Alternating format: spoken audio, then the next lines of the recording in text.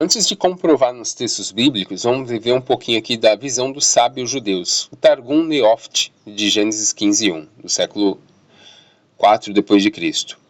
Depois dessas coisas, Amen-Ra, a palavra do Senhor, veio a Abraão numa visão. Aqui ele está falando do Logos, da Men-Ra. Porque Men-Ra é o aramaico do grego Logos, tá? Targum Neoft, comentário de Gênesis 15:4. Eis que Amen-Ra, palavra do Senhor, veio a ele. Targum Pseudo Yonatan, de Gênesis 16:13. Ele chamou o nome do Senhor. Ele deu graças diante do Senhor, cuja palavra falou com ela. A forma exata varia conforme a edição, mas o elemento palavra do Senhor, Men-Ra, está presente nessa tradição targúmica. A própria tradição é conhecida entre os especialistas, juntamente por introduzir a Men-Ra em passagens de teofania.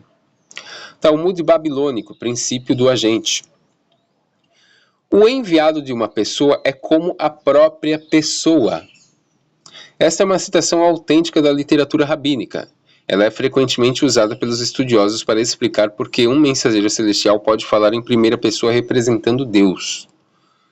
Agora, a visão dos primeiros cristãos. Justino Mártir, o que ele comenta sobre isso? Há e se dizer haver outro Deus e Senhor sujeito ao Criador de todas as coisas, que também é chamado anjo, porque anuncia aos homens tudo o que o Criador de todas as coisas deseja anunciar. Ou seja, talvez ele não tenha se expressado bem aqui, né? Outro comentário. É aquilo, pessoal, aqui eu mostro tudo. Eu não preciso omitir informação não, viu? Aqui vocês vão ver todos os comentários. Aquele que é chamado Deus e apareceu a Abraão, a Jacó e a Moisés é distinto daquele que fez todas as coisas, numericamente, quero dizer, não em vontade. E por que é distinto? Porque o Pai é aquilo. O Pai é invisível, onipotente, onipresente, onisciente. O Logos é a sua manifestação. É o visível do invisível. Justino Mártir. Este mesmo é chamado anjo, e que é Deus, apareceu e falou com Moisés.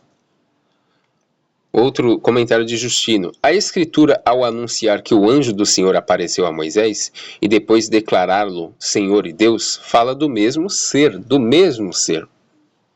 Irineu de Leão.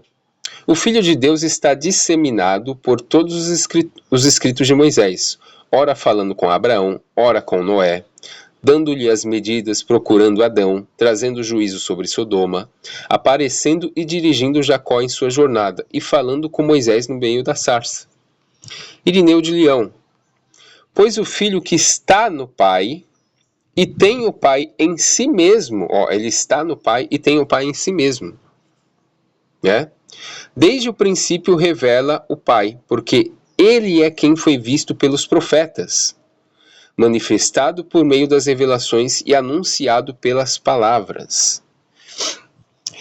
Agora a gente vai ver aqui o texto da sarça ardente, tá? Em Êxodo 3. Vamos para a Bíblia agora, né?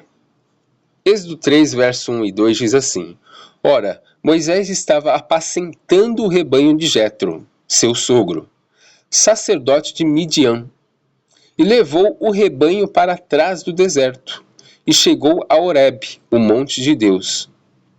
E apareceu-lhe o anjo do Senhor em uma chama de fogo, do meio de uma sarça. Moisés olhou, e eis que a sarça ardia no fogo, e a sarça não se consumia. O que é esse anjo do Senhor? Será que é um mensageiro apenas? Vamos ver. Essa expressão anjo do Senhor, eu vou comprovar para vocês biblicamente que a expressão anjo do Senhor não necessariamente quer dizer um enviado de alguém, e sim a própria pessoa em outra forma. Vou dar um exemplo bíblico para vocês. Em Atos 12, o que acontece? O Pedro estava preso, correto? E pessoas viram ele. O que essas pessoas pensaram? Vamos lá. Atos 12, verso 14, diz assim: E reconhecendo a voz de Pedro, de gozo não abriu o portão, mas de alegria, mas correndo para dentro anunciou que Pedro estava lá fora. Olha, o Pedro saiu da prisão, Pedro está lá fora. Aí o verso 15, e eles lhe disseram, estás louca, mulher? Ela, porém, assegurava que assim era. que eles disseram? Eles então diziam, é o seu anjo. Aqui quando eles falam que é o anjo, eles não estão falando que é o anjo da guarda de Pedro, porque ela viu Pedro. Então, quando eles falam é o seu anjo, eles querem dizer o quê? Que é Pedro, só que de uma outra forma, não uma forma física. Vocês entenderam? Estou provando biblicamente que o anjo de alguém não quer dizer que seja outra pessoa, e sim a mesma pessoa, só que de uma outra forma. Então, na mente deles, ela viu o quê? Um espírito, uma alma de Pedro. Não é Pedro que está ali, né? É o anjo de Pedro, a manifestação de Pedro, mas não é ele presencialmente. Aqui não se trata de anjo da guarda, mas sim uma representação não pessoal de Pedro. A continuação do texto. Mas Pedro continuava a bater, e quando abriram, viram-no e pasmaram. Mas ele, acenando-lhes com a mão, para que se calassem, contou-lhes como o Senhor o tirara da prisão, e disse, anunciai isto a Tiago e aos irmãos, e saindo partiu para outro lugar. Ou seja, o anjo de Pedro aqui seria ele mesmo, só que de outra forma. Vocês entenderam? Isso faz parte da cultura semita. E eu vou provar no próprio texto aqui, ó. Em Êxodo 3 está falando que o anjo do Senhor apareceu a Moisés. Quem é esse anjo do Senhor? Verso 3. Pelo que disse, agora me virarei para lá e verei esta maravilha, e por que a sarça não se queima. E vendo o Senhor que ele se virara para ver, chamou-o do meio da sarça e disse, Moisés, Moisés. Respondeu ele, eis-me aqui. Prosseguiu Deus, não te chegues para cá, tire os sapatos dos pés, porque o lugar em que tu estás é terra santa. Disse mais, eu sou o Deus de seu pai. Opa, peraí, mas quem que está falando com Moisés? O anjo do Senhor. Eu sou o Deus de teu pai, o Deus de Abraão, o Deus de Isaque e o Deus de Jacó. E Moisés escondeu o rosto, porque temeu olhar para Deus. Aqui não está falando temeu olhar para o anjinho do Senhor, não, temeu olhar para Deus. Então disse o Senhor, com efeito tenho visto a aflição do meu povo, que está no Egito, e tenho ouvido o seu clamor por causa dos seus exatores, porque conheço os seus sofrimentos. E desci para o livrar da mão dos egípcios, e para o fazer subir daquela terra para uma terra boa e espaçosa. Quando Deus fala que desceu aqui, pessoal, é nesse formato, tá? Visível, porque Deus, ele é onipresente, tá? Que isso fique bem claro na mente de vocês. Para uma terra que mana leite e mel, para o lugar do cananeu, do eteu, do amorreu, do perizeu, do eveu e do jebuseu. E agora eis que o clamor dos filhos de Israel é vindo a mim, e também tenho visto a opressão com que os egípcios os oprimem.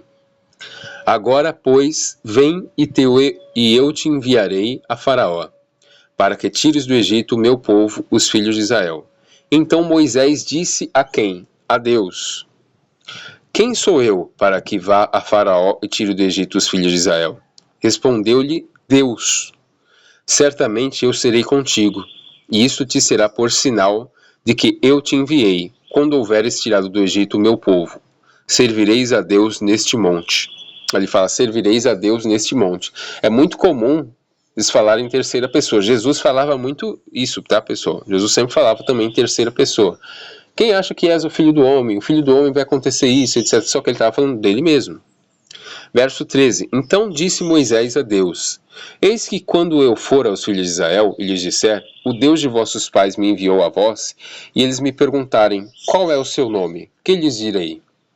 Respondeu Deus a Moisés, Errie Asher Errie, né?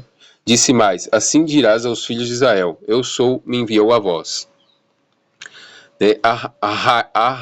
Arriar, ser, tornar, ser, vir a ser, existir, acontecer. Ou seja, princípio e fim, né? E Deus disse a Moisés, assim dirás aos filhos de Israel, o Senhor, o Deus de vossos pais, o Deus de Abraão, o Deus de Isaque, o Deus de Jacó, me enviou a vós. Este é o meu nome, eternamente. Este é o meu memorial de geração em geração. Ou seja, aqui está bem claro que ele falava com Deus. E quem apareceu para ele foi quem? O anjo do Senhor. Aí, Êxodo 4, ó, diz assim, verso 1. Então respondeu Moisés, mas eis que não me crerão, nem ouvirão a minha voz, pois dirão, o Senhor não te apareceu. Ao que lhe perguntou o Senhor, que é isso na tua mão? Disse Moisés, uma vara. Ordenou-lhe o Senhor, lança-a no chão. Ele a lançou no chão e ela se tornou em cobre. Moisés fugiu dela. Então disse o Senhor a Moisés, estende a mão e pega-lhe pela cauda. Estendeu a mão e lhe pegou, e ela se tornou uma vara na mão de Moisés. Verso 5. Para que eles creiam que te apareceu o Senhor, o Deus de seus pais. Ou seja, mas ninguém viu a Deus. Sim, ninguém viu a Deus, né, na sua forma, porque não tem como, ele é onipresente. Porém, Moisés ele viu a Deus. Quem é esse Deus? É o Logos. É o visível do Deus invisível. Vocês entenderam, pessoal? A gente vai fazer aqui uma continuação.